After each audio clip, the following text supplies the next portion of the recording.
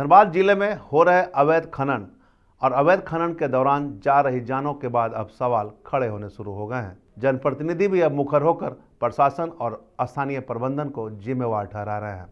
बीते दिनों बाघमारा में हुए हादसे पर बाबूलाल मरांडी और विधायक शत्रुघ्न महतो ने तमाम तरह के सवाल खड़े किए थे और हो रहे कोयला चोरी के बारे में भूमिका को भी संदिग्ध बताया था।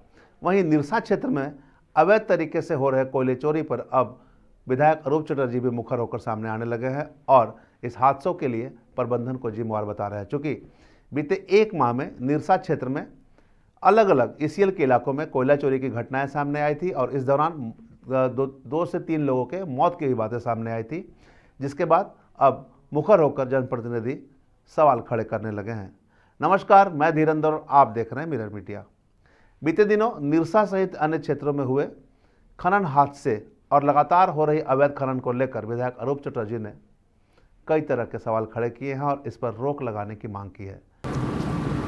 नहीं, प्रशासन को दिख नहीं रहा है, नहीं प्रशासन देखना नहीं चाह रहा है। लगातार माइंस पे जिस तरीके से हज़ारों लोग, हज़ारों मोटरसाइकिल डूब गए, हम बार बार ये कहते हैं जो इस तरीके से जो माइनिंग की स्थल पर अवैध रूप से लोग ढुकते हैं और माइनिंग करते हैं, तो ये तमाम चीज़ें रुकनी चाहिए।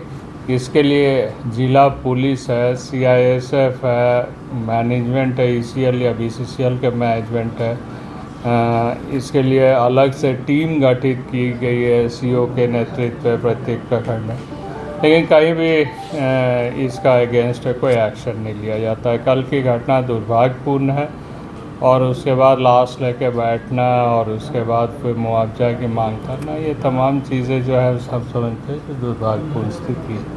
इस तरह के मामले को क्या सदन में उठाने का कार्य करेंगे सर? सदन में इस बार माननीय सरजू राय जी ने इस मामले को उठाया था और सभी माननीय सदस्य इस मामले को जान रहे हैं, लेकिन फिर भी यह सरकार के तरफ से भी इसकी जानकारी है, फिर भी इसके ऊपर कोई एक्शन नहीं लिया जाता।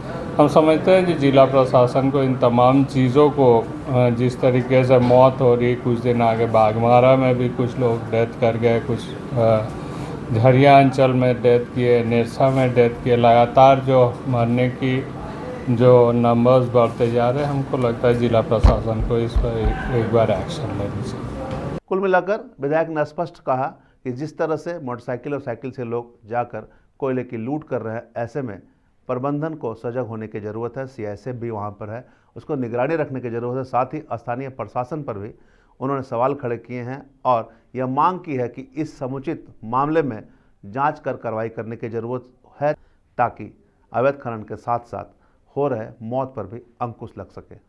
देखना होगा स्थानीय प्रशासन और प्रबंधन किस तरह से संयुक्त कार्रवाई कर हो रहे कोयले की चोरी पर रोक लगा पाने में सफल साबित होते हैं।